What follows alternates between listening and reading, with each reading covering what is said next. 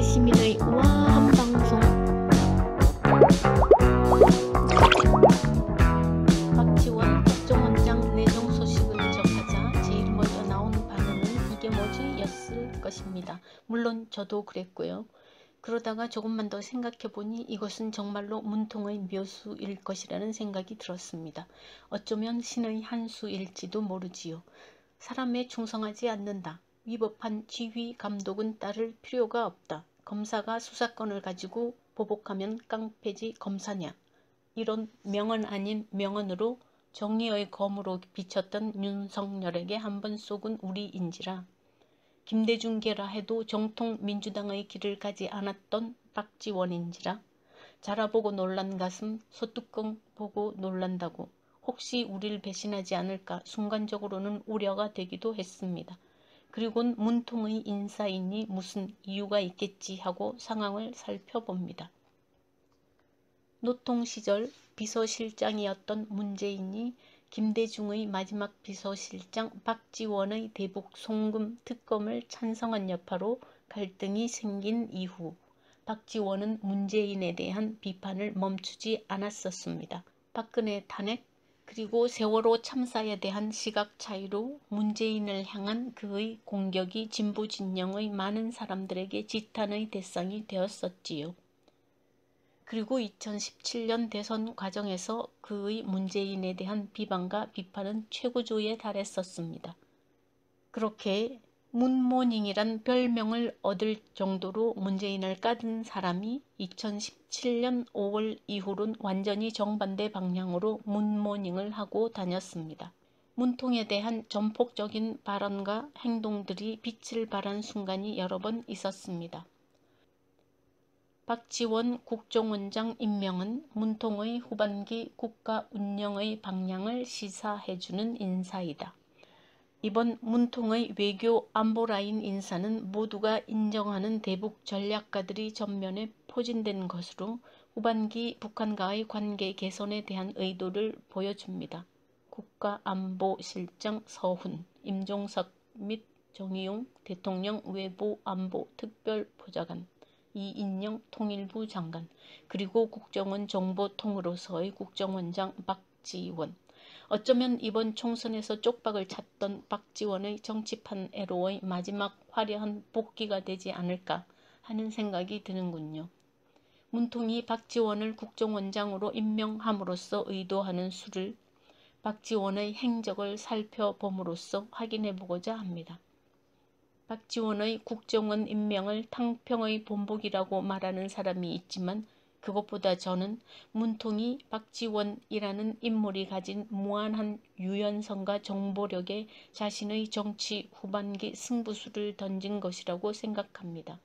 정보통, 정치구단, 빅마우스, 카멜레온, 해바라기, 평양대사, 요물, 문모닝 모두 박지원의 별명입니다. 박지원 1942년생. 그의 아버지는 박종식으로 독립운동가라고 합니다. 저는 몰랐던 사실인데 여러분은 알고 계셨는지요? 박지원은 1972년 동서양행 뉴욕 지사장으로 발령받아 미국으로 건너갑니다. 이후 미국에서 가발 수출 관련 사업을 하며 성공의 가도를 달립니다. 뉴욕 한인회 초대 회장을 맡기도 합니다. 1981년 전두환이 미국을 방문합니다. 이때 박지원의 전두환에 대한 유명한 평가 발언이 있지요. 한국에는 전두환 대통령과 같은 강력한 지도자가 필요하며 12.12와 5.18은 영웅적인 결단이었다. 이런 발언을 한 그는 골수 수구 쪽이거나 아니면 정치에 무지했던 사람이었습니다. 1983년 전두환의 탄압을 피해 김대중이 미국으로 망명을 오게 됩니다. 이때 박지원은 김대중을 만나고 이 만남은 이후 박지원의 인생을 결정하는 중요한 요인이 됩니다. 김대중을 통하여 박지원에게는 전두환에 대한 인식의 대전환이 이루어집니다. 그리고 그는 이렇게 말합니다. 내가 그동안 잘못 살았다. 민주주의를 위해 벽돌 하나라도 놓겠다. 이때부터 그는 전면에 나서서 김대중의 정치 활동을 돕기 시작합니다. 김대중의 미국 생활비를 대고 1983년 김대중을 주축으로 설립된 인권문제연구소의 후견인이 됩니다. 1987년 6월 항쟁 이후 김대중이 사면 복권되고 종계에 복귀하자 박지원도 미국 생활을 정리하고 그를 따라 국내에 정착하여 정치에 뛰어듭니다. 1992년 제14대 국회의원 선거에서 민주당 전국구 국회의원 당선된 이후 그의 본격적인 정치 인생이 시작됩니다. 1998년 김대중이 대통령이 됨으로써 그는 청와대 공보수석, 문화관광부 장관, 대통령 비서실장 등 행정부의 여러 요직을 거치게 됩니다. 그가 정치 인생을 시작한 이후의 행보를 그의 별명을 통해 한번 살펴보겠습니다. 박지원은 카멜레온이다. 그를 카멜레온이라고 말하는 사람들은 그를 권력만 쫓는 해바라기라고 조롱하기도 합니다. 그의 주군이 전두환, 김대중, 안철수, 문재인으로 시대의 흐름에 따라 바뀌어갔기 때문이지요. 박근혜 탄핵 과정에서 미온적인 태도를 보였다가 촛불의 힘을 보고 생각을 바꾸어 탄핵으로 재빨리 갈아타기도 합니다. 이런 여야를 넘나드는 줄다리기 행보를 통해 그가 얼마나 변화무쌍한 인간성을 지닌 사람인지를 보여줍니다. 박지원이 진보 쪽의 카멜레온이라면 홍준표는 수구 쪽의 카멜레온이라 할 수 있습니다. 김대중 정권 시절 홍준표는 한나라당 소속으로 햇볕 정책을 옹호하고 대북살 지원을 승낙한 적이 있었습니다. 박지원은 검사가 된 홍준표가 여러 개 딸린 신부를 마다하고 호남의 여인을 끝까지 사랑했다고 칭찬하기도 했다는군요. 두 사람이 뭔가 통하는 데가 있나 봅니다. 박지원은 정치 구단이다. 박지원은 김대중과 김정일 사이의 2000년 6.15 공동선언에서 김대중의 오른팔 역할을 톡톡히 해냅니다. 2003년 노무현 정권 초기 김대중 정권의 대북 송금에 대한 특검에서 유죄를 받아 3년 징역형을 받았고 2006년형이 확정되어 복역하던 중 2007년 특별 사면됩니다. 그 때문에 그는 문재인 및 특검을 허용한 세력에 대한 맹렬한 비난을 퍼붓는데 김대중은 진보 진영의 대승적인 관점에서 사물을 보라며 그의 비난을 멈추도록 충고합니다. 이에 박지원은 즉각적으로 호응하며 중립적인 시각으로 전환하고 비판을 멈추게 됩니다. 더불어민주당 분당 때에는 문재인 대표를 비판하면서도 온건한 태도로 바뀌어야 할 때는 또 그런 행보를 합니다. 박지원을 중심으로 한 호남 세력이 규합되어 민주당을 떠날 때 문재인 대표의 탈당 만류를 유연한 태도로 거절하고 문재인 대표에 대한 예의를 지킵니다. 이번 4.15 총선 과정에서 박지원은 민생당 국회의원 후보로서 목포 평화광장 유세를 합니다. 이 자리에서 그는 자신이 문재인의 사람임을 만천하에 선포합니다. 목포를 위해 목숨까지 바치겠다. 문재인 대통령의 성공을 위해서 모든 것을 바치겠다. 누가 진짜 민주당이냐? 이 박지원이 원조 민주당이고 지난 3년간 문재인 대통령의 성공을 위해 가장 많이 지원한 사람이다. 그는 다음 권력의 이동을 간파하고 전폭적인 지원을 선언합니다. 모처럼 전남 대통령 기회가 오고 있기 때문에 이낙연 전남 대통령 만들기에 앞장서겠다. 그의 이런 판단력과 행동력은 약삭 빠르다는 비판으로 돌아올 수도 있지만 좋은 말로 말하면 시대를 정확하게 읽는 능력이라 할 수 있지 않을까요? 박지원은 평양대사이다. 평소 평양대사가 꿈이라고 외쳤던 박지원은 김대중 정권 때 사상 첫 남북 정상회담의 주역이었으며 북한에 대한 호의적인 발언으로 수구 쪽으로부터 엄청난 포화를 받기도 했습니다. 김정은에 대한 지나친 칭찬은 진보 쪽에서조차 과다하다는 비난을 받을 정도였지요. 체제 강화와 3대 세습에 대한 정당성을 말했으며 대신 북한 인권에 대한 어떠한 비판적인 발언도 하지 않았습니다. 김정은을 화통한 지도자라고 지켜 세우기도 하고 대북 지원에 대한 전폭적인 발언도 스스럼 없이 합니다. 2013년 김정은의 장성택 숙청과 관련하여 김정은은 수년간 지도자 수업을 받았다. 늠름하다. 어떤 면에서 보면 김경희는 북한의 정신적 지주인데 그의 남편 장성택을 잔인하게 숙청한 걸 보면 김정은이 앞으로 어떻게 권력을 유지할지 참 무서운 친구다 라고 말합니다. 그리고 이어 김정은 정권의 강화 필요성을 역설합니다. 장성택 숙청으로 인한 정권이 요동칠 때 이럴 때 잡아주는 것이 더 좋다. 어떤 의미에서 보면 김정은 체제를 강화시켜주는 것이 좋다. 그렇게 해서 김정은이 결정을 하게끔 해주는 게 좋다. 만약 군부가 득세했을 경우는 더 어려워진다고 말합니다. 2010년 초 김정일 건강 이상설이 대두될 때 수구 진영을 중심으로 북한 붕괴 가능성이 제기되었습니다. 이 시기 이명박은 북한의 도발이 있을 때 강력한 응징을 할 수 있는 국방력 등에 매진할 때이다고 말합니다. 이 발언은 북한 붕괴를 시사한 것으로서 박지원은 북한 붕괴는 잘못된 판단이고 북한이 붕괴되더라도 누군가는 북한을 이끌어간다고 주장합니다. 남북 경제협력 경색으로 남한 기업의 손실을 입는 것보다 더 우려되는 것은 중국이 북한과의 경협을 늘려 어부지리를 얻을 것이라며 정부의 대북 정책을 비판합니다. 2010년 12월 이명박이 머지않아 통일이 가까운 것을 느낀다는 발언을 합니다. 이에 박지원이 이런 말을 합니다. 마치 북한이 붕괴해서 흡수 통일의 길로 가고 있는 듯한 말을 자꾸 하고 있다. 지금 북한이 붕괴되고 흡수 통일되면 우리 대한민국이 어려워진다. 독일 같은 급진적인 흡수 통일은 많은 후유증을 낳을 것이라면서 독일 사례에서 배워야 한다.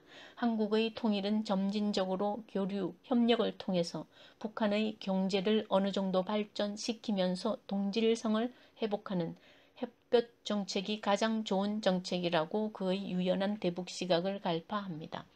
제가 2010년쯤 한국에 갔을 때 아버지로부터 회귀망측한 소식을 들었던 기억이 납니다. 저를 부르더니 지금 북한을 접수하려고 이명박이 미국과 함께 그 수순을 밟고 있다며 곧 통일이 된다는 소식이었습니다. 아주 큰 비밀인데 한국 사람들 아직 모른다면서 제게 자랑스럽게 속삭이는 말로 전해주었습니다. 그 당시 저는 정치에는 관심이 없었지만 북한에 대한 관점은 어느 정도 정비되어 있었습니다. 햇볕 정책의 김대중의 시각은 북한을 하나의 국가로서 인정하고 함께 나아가자는 것이지요. 그것은 수구 세력에서 말하는 박멸과 파괴의 대상으로서의 북한이 아니며 공존의 한반도를 위한 구상이었지요. 그때 저는 아버지의 말이 상당히 위협적으로 들렸지만 그 말씀에는 대꾸하지 않고 묵묵히 듣고만 있었었지요.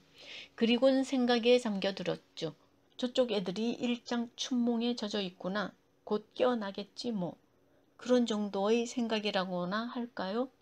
저는 어릴 적부터 김대중 빨갱이, 전라도 깽깽이라는 사상이 끊임없이 주입되는 가정 및 사회 교육을 받아왔었습니다. 박정희와 전두환 시절에 어른들로부터 가장 많이 듣던 말은 김대중이 대통령이 되면 남한을 북한에 갖다 바칠 것이다. 그래서 공산주의 국가가 될 것이다. 라는 것이었습니다. 지금 생각해 보아도 어른들의 그런 교육으로부터 저의 정신세계가 지배당하지 않게 된 것이 신기하기도 합니다. 전라도에 대한 경상도 어르신들의 부정적인 시각을 표현하는 그 무수한 말들 속에서 살아남았다고나 할까요? 박지원은 정보통이다. 박지원은 2016년 6월 이후 4년 동안 국회 정보위원회 위원으로 활동하면서 수많은 정보 획득력과 첩보 능력을 발휘합니다. 그가 대북 송금 사건으로 감옥에 있을 때 그곳에서 만난 정치사범, 경제사범들과 사귐은 그를 정보통으로 거듭나게 하는데 일조합니다. 그의 이러한 인맥은 정보라는 샘물이 화수분이 되게 해주는 비결이었습니다. 박지원이 가지는 수많은 정보는 또한 그가 쌓아놓은 휴민트, 즉 인맥과 첩보를 통해서 국정원으로부터 나옵니다. 박지원은 미국에서 쌓아왔던 사업 수완으로 미국의 정치계에도 많은 연줄을 가지고 있습니다. 앞으로 그가 보다 더 많이 쌓아갈 대북 관련 후민트도 우리에게 상당한 기대감을 안겨줍니다. 그의 정보 활동은 2019년 9월 조국 법무부 장관 후보자 인사청문회에서 조국 딸의 컬러 표창장을 입수함으로써 반짝 빛을 발했지요. 그 당시 검찰이 부산대 의학전문대학원 등에 대한 압수수색에서 확보한 표창장이 흑백 사본인 것과 비교되어 검찰의 형편없는 정보력을 비웃었지요. 그러면서 조국 관련된 사람들 그 누구도 공개하지 않았는데 자신이 입수했다며 검찰의 자료 유출 가능성에 대한 문제를 제기한 적 있었습니다. 얼마 전 개성의 공동연락사무소 파괴를 박지원은 3일 전에 예고합니다. 박지원은 6월 13일 자신의 페이스북을 통해 북한이 공동연락사무소를 파괴할 것이고 군부에서 도발 가능성이 높다고 씁니다. 그러면서 우리 정부는 차분한 대응으로 외교라인 작동과 특사 파견을 적극 검토하고 북한 당국은 파괴나 도발은 절대 해서는 안 된다는 경고를 합니다. 박지원은 요물이다. 2017년 대선 이후에는 박지원은 문재인 대통령한테 엄청나게 우호적인 발언을 쏟아냅니다. 또 한 번의 카멜레온의 몸 색깔 바꾸기인 것이지요. 자신이 살아남을 길이 이것밖에 없다는 것을 그 빠른 머리 회전으로 간파한 것이지요. 그가 문통에 대한 우호적인 언행을 시작하기 불과 한 달 만에 국민의당 측의 가짜 녹취록 사건이 터집니다. 가짜 녹취록을 만들어 문재인 대통령과 장남 준용 씨의 명예를 훼손한 사건으로 발빠르게 이 진흙탕을 미리 빠져나온 박지원이었지요. 2017년 대선 과정에서 박지원은 아침에 일어나면 문재인 비판으로 시작하던지라 문모닝이란 별명까지 얻을 정도였지요. 문재인이란 단어가 워낙 그의 의식을 지배했던지라 안철수라고 말해야 할 자리에 문재인이라 말하며 최악의 말 실수를 합니다. 4월 18일 광주 선대위 합동 출정식에서 문재인이 되어야 광주의 가치와 호남의 가치를 가져올 수 있습니다. 라고 합니다.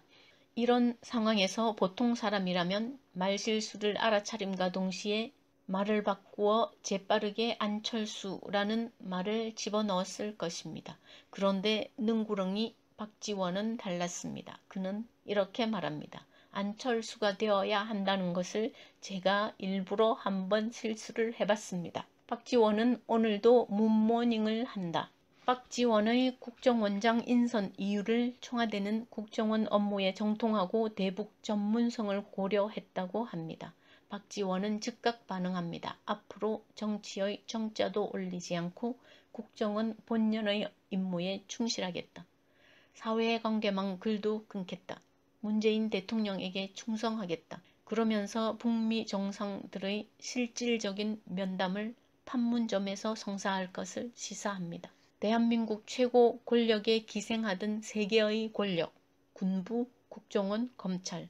1987년 이후 문민정부가 들어서면서 이들 중 군부가 김영삼의 손에 의해 먼저 정리되기 시작했고 국정원도 문재인 정부 들어서 대북 및 해외 업무라는 국정원 본연의 업무로 자리 잡아갔습니다. 마지막으로 남은 불법 권력의 상징 검찰이 있습니다. 이전에는 함께 부패한 국정원이 있어 진흙탕 속에서 서로 견제라도 했었건만 이제는 검찰의 독주를 막을 권력이 없습니다. 이 싸움에서 국민이라는 권력이 반드시 이겨야만 할 절대절명의 시기가 도래한 것입니다. 최상의 정무 감각을 자랑하며 환경에 따라 빠른 두뇌 회전으로 상황 판단을 하는 박지원의 국정원장으로서의 활동이 정말로 기대됩니다. 국정원에서 국내 활동은 모두 사라진 지금 북한과 해외 활동이라는 국정원 본연의 역할을 위해 그가 그의 마지막 정열을 쏟을 것을 저는 의심하지 않습니다. 우리는 지금 윤석열과 완전히 대척점에 서 있는 한국 정치계의 한 거물의 행보를 목격하고 있습니다. 지금 한국의 정치판에는 문재인, 조국, 이낙연 같은 정통 품격의 인물들이 절대적으로 필요하지만 카멜레온처럼 환경의 색과 동일한 몸으로 바꾸며 전략을 구사할 줄 아는 능구렁이 같은 인물도 간절하게 필요할 때라 봅니다. 박지원의 이런 행보는 그가 어떻게 행동해야 역사에서 그를 긍정의 인물로 평가할지를 그 누구보다도 잘 알고 있음을 말해줍니다. 8번이나 미련하게 사법시험에 도전했다가 겨우 9번째 만에 합격한 죄로 지금 대한민국에서 블랙홀을 만들고 있는 저 윤가라는 자와는 차원이 다릅니다. 그가 얼마나 두뇌 회전이 둔한지 그리고 그의 행보를 통해 한 인간이 어떻게 해서 역사의 주인으로 만들어지는지 그 광경을 우리는 생생하게 목격하고 있습니다. 훗날 역사가 자신을 어떻게 기록할지를 조금이라도 생각할 수 있는